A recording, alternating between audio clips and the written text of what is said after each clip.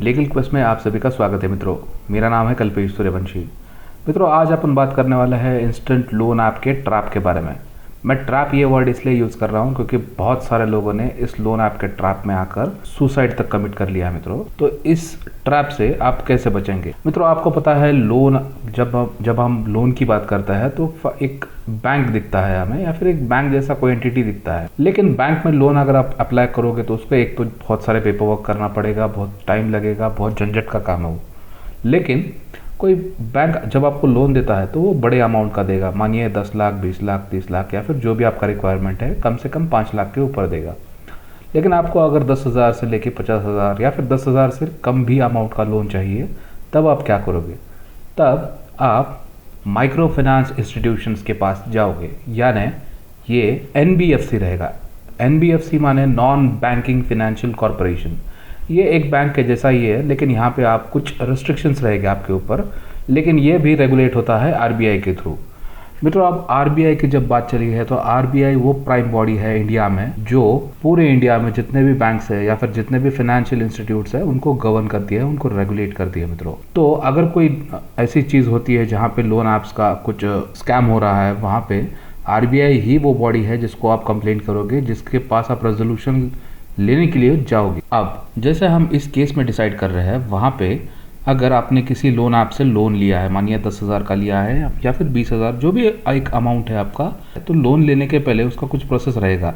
For example, आपको जो loan दे रहा है, मीन्स जो भी अमाउंट है आपका, तो वो अमाउंट स्पेसिफिकली मेंशन रहना चाहिए, उसका इंटरेस्ट रेट मेंशन रहना चाहिए, उसका ड्यूरेशन मेंशन रहना चाहिए, वो लोन आप कब रीपेमेंट करोगे उसका ड्यूरेशन, पूरा पीरियड आपको मेंशन उस पेपर पे रहना चाहिए, जो कि लोन अप्रूवल पेपर रहेगा उस पे मेंशन रहेगा और रहना ही चाहिए। और उसमें और एक चीज़ है कि वो आपको लोकल लैंग्वेज में, जो भी स्टेट का वो लोकल लैंग्वेज है, वहाँ पे उस लोकल लैंग्वेज में वो रिटर्न रहना चाहिए। वहाँ पे मैं टर्म्स एंड कंडीशंस की बात कर रहा हूँ मित्रों, पूरे टर्म्स एंड कंडीशंस वहाँ पे लोकल लैंग्वेज में रिटर्न में रहना चाहिए। मैं समझ सकता हूँ कि आप सोच रहे होंगे कि ऑनलाइन लोन अगर मेरे को मिल रहा है, वो भी इंस्टेंटली डिस्बर्स हो रहा है, तो फिर ये चीज़ों की क्या ज़रूरत है। लेकिन मित्रों, अगर कोई एंटिटी आपको ऑनलाइन लोन दे रहा है, कोई माइक्रो फाइनेंस इंस्टीट्यूशन है, वो आपको अगर लोन दे रहा है, तो उनका एक ड्यू प्रोसेस होता है मित्रों। जैसे कि जिसको लोन दिया जा रहा है उसका नाम, एड्रेस, उसका फ़ोन नंबर, उसके जो भी डिटेल्स है वो पूरा लेके उसके पास एक प्री अप्रूवल लेटर भेजना पड़ेगा, वो उसको सैंक्शन करना पड़ेगा।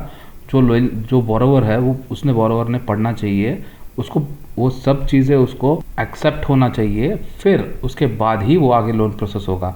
तो ये तो चीज़ हुई इंस्टेंट लोन के बारे में। लेकिन मित्रों, ऐसे बहुत सारे ऐप्स है जो आरबीआई रेगुलेट नहीं करता, या फिर आरबीआई के पास उनका रजिस्ट्रेशन भी नहीं है।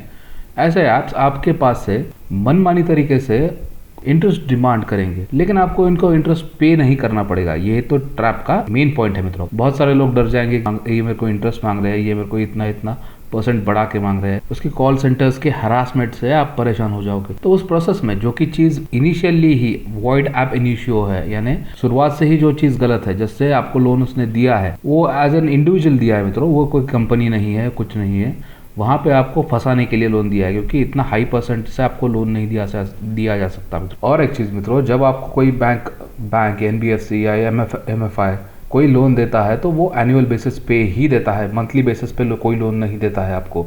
यानी उसका जो भी इंटरेस्ट कैलकुलेट होगा वो पर एनम के हिसाब से ही कैलकुलेट होगा। तो मित्रों, आरबीआई ने यहाँ पे फेयर प्रैक्टिस पॉलिसी एक इशू की है, जिसके अकॉर्डिंग ही कोई भी एनबीएफसी एमएफआई को उसके हिसाब से ही चलना पड़ेगा। अगर वैसा वो नहीं करता है तो आरबीआई के पास एक ऑप्शन है मित्रों। यहाँ पे आरबीआई ने एक कॉशन लेटर इशू किया था 2020 में, दिसंबर 2020 में। अगर कोई आपके पास ऑनलाइन प्लेटफॉर्म से लोन दे रहा है तो उसकी जेन्युइनिटी आप श्योर कर लीजिए। उनका जो भी रजिस्ट्रेशन है वो आरबीआई की वेबसाइट पे भी आप चेक कर सकते हो कि वो एंटिटी आरबीआई की वेबसाइट से रजिस्टर्ड, उसके वेबसाइट पे रजिस्टर्ड है या नहीं। तो इनका रजिस्ट्रेशन आप कैसे चेक करोगे? तो मित्रों, यहाँ पे list of non banking financial companies में micro finance institute quarterly basis पर मित्रों यहाँ पे आरबीआई के पास जितने भी माइक्रो फाइनेंस इंस्टीट्यूशंस रजिस्टर्ड है उनकी लिस्ट इशू की जाती है मित्रों यहाँ पे। तो आप उनके रजिस्ट्रेशन का लिस्ट के हिसाब से उनका नंबर यहाँ पे चेक कर सकते हो, उनका रजिस्ट्रेशन नंबर यहाँ पे चेक कर सकते हो। उसके हिसाब से अगर वहाँ पे वो रजिस्टर्ड होंगे तभी आपको अप्लाई करना पड़ेगा उनकी पॉलिसी के साथ। लेकिन इसमें भी और टर्म्स एंड कंडीशंस है मित्रों। अगर यहाँ पे जो एंटिटीज दिए गए हैं इनमें आपको जिसने लोन दिया है उनका नाम अगर नहीं है, क्लियरली अगर मेंशन नहीं है, तो आपको उनसे डरने की कोई ज़रूरत नहीं है मित्रों। क्योंकि वो खुद ही कोई रजिस्ट्रेशन नहीं रखते, उनके पास खुद ही कोई अथॉरिटी नहीं है आपके पास से पैसे मांगने के लिए। जैसे कि मैंने बताया था मित्रों, आरबीआई ने एक फेयर प्रैक्टिस कोड इशू किया था, तो उस फेयर प्रैक्टिस कोड के हिसाब से ही उस बिजनेस को कंडक्ट करना पड़ेगा। बिजनेस यानी नॉन बैंकिंग फाइनेंशियल कॉर्पोरेशन का जो भी बिजनेस है जिसके द्वारा आपको लोन मिला है मित्रों, तो यहाँ पे उसमें से कुछ प्रोमिनेंट कंडीशंस दिया हुआ है, कुछ FAQs में ये आंसर किया गया था मित्रों। तो इसके हिसाब से अगर ये कोई आरबीआई के हिसाब से आपको कोई लोन देता है और उस फेयर प्रैक्टिस कोड वो फॉलो नहीं करता है, आपको रिकवरी के बारे में बात कर रहा हूँ मित्रों, तो यहाँ पे आपके पास एक ऑप्शन है, वो है the ombudsman scheme for non banking financial companies. यहाँ पे मित्रों ये आपको कुछ हेल्प करेगा आपकी ग्रीवेंस को लेकर। आपका जो भी कंप्लेंट है वो आप इसमें कर सकते हो मित्रों। यहाँ पे आपको सेक्शन 8 के हिसाब से, सेक्शन 8 में इतने सब क्लॉजेस दिए हैं, इसमें से कौन सा भी जो सब क्लॉज जो कि आपको फेमिलियर लगता है आपके हिसाब से, वो आपके लिए अच्छा रहेगा या फिर आपको सूट करता हो, आपके जो भी अपील्स है, जो भी ग्राउंड्स है, उसके हिसाब से आप कंप्लेंट कर सकते हो यहाँ पे फाइल मित्रों।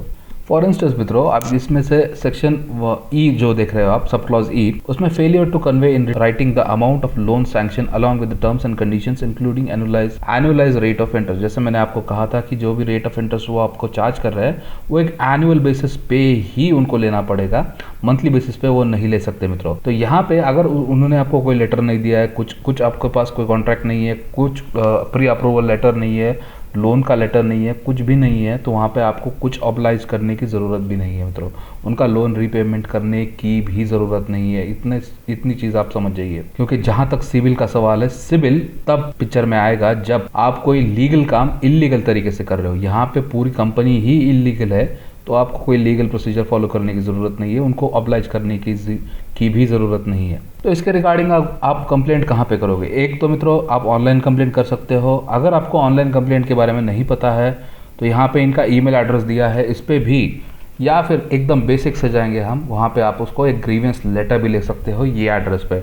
ये चेन्नई, मुंबई, ये रीजनल ऑफिस है आरबीआई के, 4 ऑफिस है, वहाँ पे रेस्पेक्टिव आपका जो भी ज्यूरिसडिक्शन आता है उसके हिसाब से आप यहाँ पे आपका कंप्लेंट भेज सकते हो सेक्शन 8 के हिसाब से। लेकिन मित्रों जब आप कंप्लेंट करोगे तब उसके लिए एक फॉर्मेट रहेगा जिसका PDF मैं आपको लिंक इसके वीडियो के डिस्क्रिप्शन में ज़रूर दूंगा। उसके हिसाब से ही आप, उस फॉर्मेट के हिसाब से ही आपको कंप्लेंट करना पड़ेगा मित्रों। अब ये तो बात हुई आरबीआई के पास रजिस्टर्ड हुए वाले जो भी एंटिटीज़ है उनके बारे में मित्रों। जो एंटिटीज़ आरबीआई के पास रजिस्टर्ड नहीं है और वो आपके पास रिकवरी के लिए इलीगल मेथड्स यूज़ कर रहे हैं, आपको फ़ोन कर रहे हैं, आपको गालियाँ तक दे रहे हैं, आपको मारने तक की बात कर रहे हैं, तो वहाँ पे आप डायरेक्टली एक FIR लॉन्च कर सकते हो उनके खिलाफ में, जो कि ये सेक्शन आपको थोड़े बहुत हेल्पफुल हो जाएंगे। इसमें 10 साल तक की आप उनको सज़ा दे सकते हो मित्रों। यहाँ पे एक्सटॉर्शन का आप बोल सकते हो उनको, या फिर चीटिंग का बोल सकते हो। अगर जेन्युइन हो तो चीटिंग के बारे में बात कर सकते हो, अगर जेन्युइन ही नहीं है तो आप एक्सटॉर्शन का केस सीधे आप डाल सकते हो उनके ऊपर। मित्रों एक चीज़ आप याद रखिए कि जो चीज़ इनिशियली ही लीगल नहीं है, मूलतः ही गलत है, उससे डरने की आपको कोई ज़रूरत नहीं है। जो कंपनी मूलतः कुछ रजिस्ट्रेशन ही रखती, कुछ रजिस्ट्रेशन नहीं है, कुछ उनका ऑफिस नहीं है, कुछ लीगल पावर नहीं है उनके पास, उससे डरने की आपको कोई ज़रूरत नहीं है मित्रों। तो ये था वीडियो हमारा इस टॉपिक के ऊपर। तो थैंक यू फॉर वॉचिंग मित्रों।